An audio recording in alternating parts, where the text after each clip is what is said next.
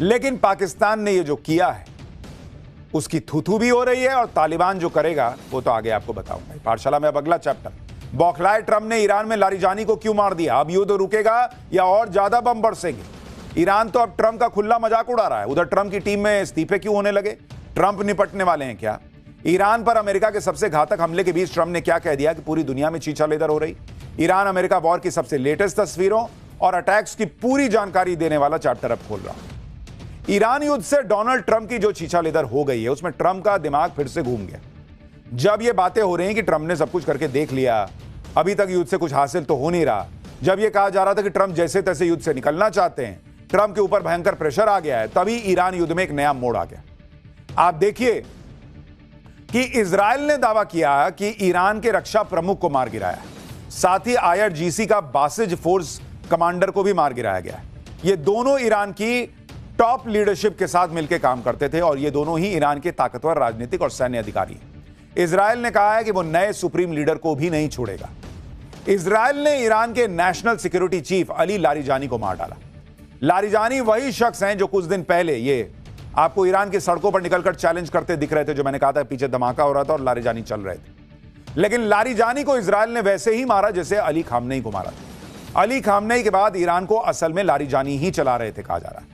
लेकिन अली खामनेई के मारे जाने के 2 हफ्ते बाद फिर से ईरान की लीडरशिप को टारगेट करना, अली लारिजानी को मार देना, क्या ट्रंप की ये बौखलाहट जो है उनसे नए कांड करवा रही है? और क्या इससे युद्ध रुक जाएगा या और भड़क जाएगा? ईरान अब क्या कह रहा है, क्या धमकी दे रहा है, आपको बताऊंगा। उधर ट्रंप की कैसे छीछा लेदर बढ़ती जा रही है। अमेरिका में प्रेशर लगातार उन पर बढ़ रहा है। खुद ट्रंप की टीम के लोग अब इस्तीफा दे रहे हैं और ट्रंप को एक्सपोज कर रहे हैं। ट्रंप की टीम में किसने ईरान युद्ध का विरोध करते हुए इस्तीफा दे दिया? कैसे ईरान पर बम गिराते गिराते डोनाल्ड ट्रंप के ऊपर ही धमाके होने लगे? अमेरिका में कैसे महंगाई का बम फट गया है? ये सब बताऊं उससे पहले ईरान युद्ध को लेकर अब ट्रंप का कैसे खुला मजाक उड़ने लगा है, इस्तीफा देकर कौन कौन ट्रंप की टीम से भागने लगा है, ये सब आपको बताऊं। उससे पहले ट्रंप ने जो नया कांड किया है उसके बारे में बात करना जरूरी है, क्योंकि इस नए कांड ने ईरान अमेरिका के युद्ध में नया ट्विस्ट ला दिया है। ट्रंप जहां युद्ध को लेकर फंसे हुए हैं, वहीं इजराइल ने कुछ ऐसा कर दिया जिससे यह युद्ध और भड़क गया है। इजराइल ने बड़ा दावा किया है कि उसने ईरान के रक्षा प्रमुख अली लारिजानी को एक एयर स्ट्राइक में मार गिराया है। अली लारिजानी ईरान के ताकतवर लोगों में से एक माने जाते हैं, जिनकी फोटो अभी आप देख रहे हैं। लारिजानी ईरान के सुप्रीम लीडर मुस्तफा खामनेई के सलाहकार भी हैं। अली लारिजानी पिछले शुक्रवार को तेहरान की सड़कों पर खुलेआम घूमते हुए दिखाई दिए थे। लारिजानी इजराइल के निशाने पर काफी समय से थे। अली लारिजानी ईरान की टॉप लीडरशिप के बेहद करीबी थे। अगर इजराइल का दावा सही है कि लारिजानी मारे गए हैं, तो यह ईरान के लिए बड़ा झटका है, क्योंकि अली खामनेई के मारे जाने के बाद अली लारिजानी ही ईरान के शासन को संभाल रहे थे। अली लारिजानी ने इजराइल और अमेरिका के खिलाफ हमलों की रणनीति बनाई।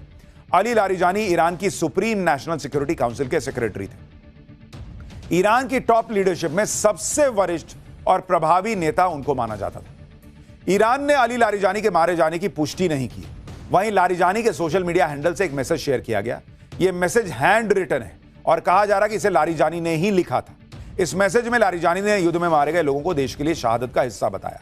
लेकिन इजराइल खुलकर यह दावा कर रहा है कि लारिजानी को मार दिया गया है। खुद प्रधानमंत्री नेतन्याहू ने इसके बारे में सामने आकर बताया। अली लारिजानी के साथ इजराइल ने ईरान को एक और झटका दिया। इजराइल ने दावा किया है कि उसने ईरान की बासिज फोर्स के कमांडर गुलाम रेजा सुलेमानी को भी मार गिराया है। सुलेमानी बासिज फोर्स के एक कैंप में थे जब उन पर हमला किया गया। आईडीएफ के मुताबिक बासिज फोर्स ने यह कैंप लगातार हो रहे हमलों के बाद बनाया था। आईएफडी का कहना है कि इस हमले में बासिज के उप कमांडर और फोर्स के कई टॉप अधिकारी भी मारे गए। कहा जा रहा है कि गुलाम रेजा सुलेमानी 1982 में IRGC में शामिल हुए। IRGC की घरेलू सुरक्षा वाली बासिज यूनिट के प्रमुख थे। बासिज फोर्स आंतरिक सुरक्षा, मोरल पुलिसिंग का काम करती थी और विरोध प्रदर्शन को दबाने और धार्मिक कार्यक्रमों की देखरेख करती थी। 2019 में ईरान के विरोध प्रदर्शन को कुचलने में सुलेमानी का बड़ा रोल था। इसके बाद ही अमेरिका और EU ने सुलेमानी पर बैन लगा दिया था।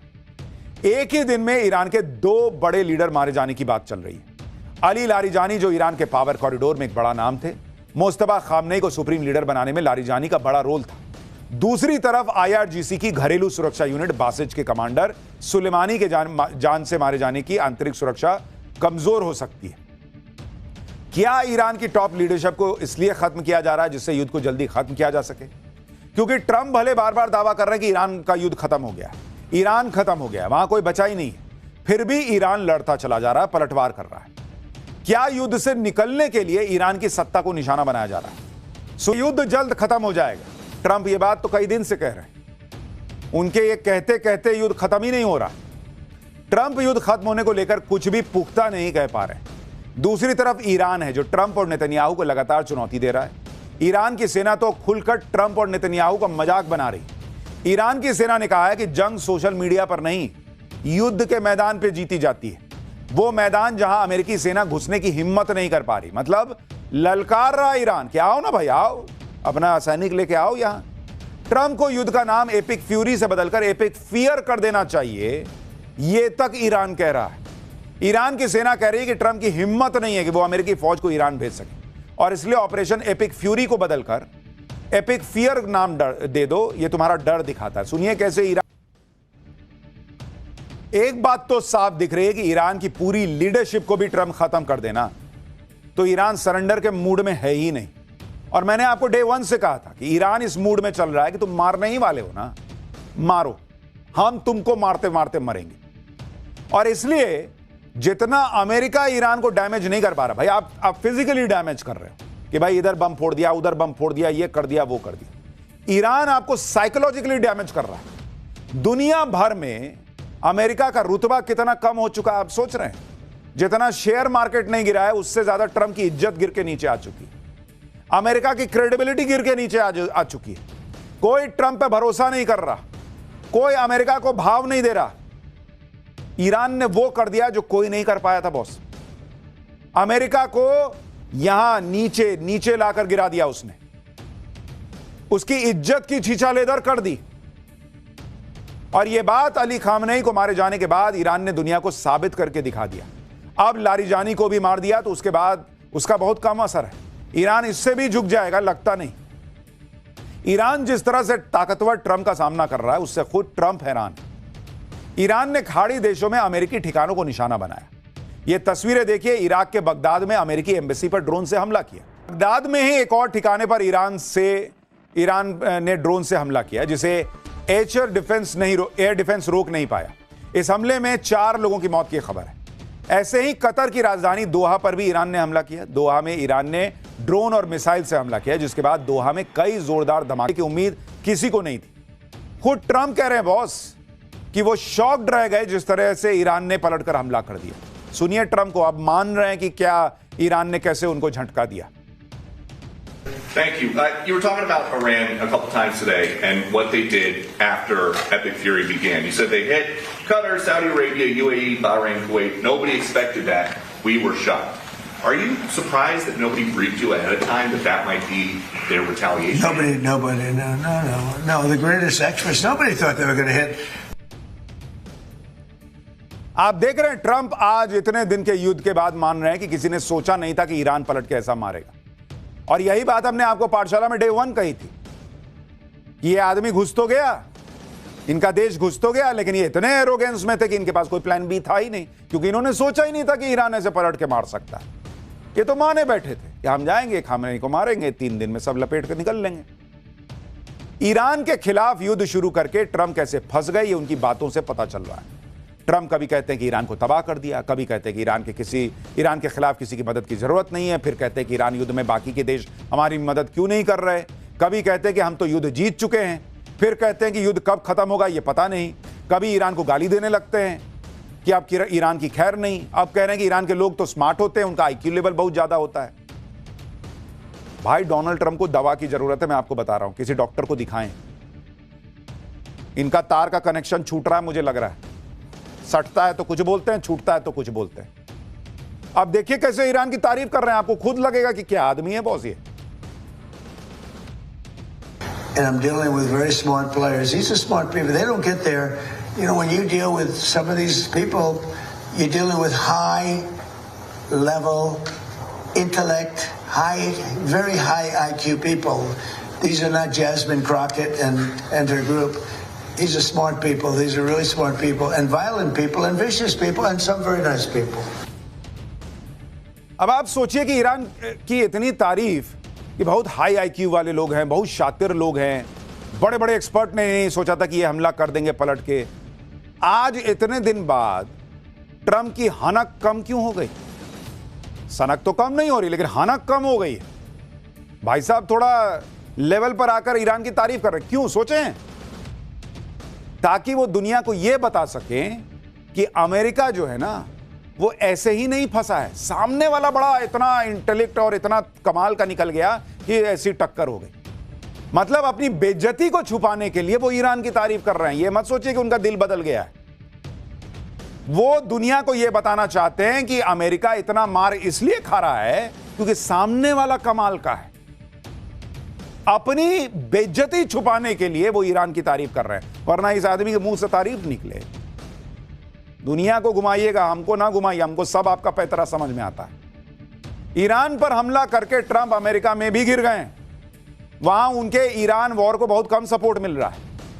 वहां सबको लग रहा है कि ट्रंप ने युद्ध में फंसा दिया है। अब तो ट्रंप की टीम में फूट पड़ गई है। ट्रंप की टीम से इस्तीफे होने लगे। ईरान पर हमला करने के फैसले के विरोध में अमेरिका में आवाजें उठने लगी हैं। डोनाल्ड ट्रंप के मनमाने फैसलों से उनकी ही टीम के लोग परेशान हैं।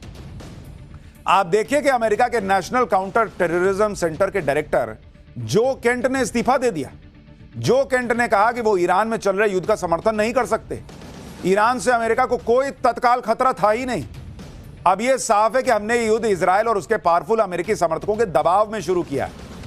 अब समय आ गया है कि आप यानी ट्रंप ये सोचें कि हम ईरान में कर क्या रहे हैं और किसके लिए कर रहे हैं। यानी ट्रंप की टीम में बड़े बड़े ओहदों पे बैठे हुए लोग इस्तीफा दे रहे हैं, खुलकर ट्रंप को एक्सपोज कर रहे हैं कि झूठे घुस गए यार तुम युद्ध में और सबको फंसा दिया।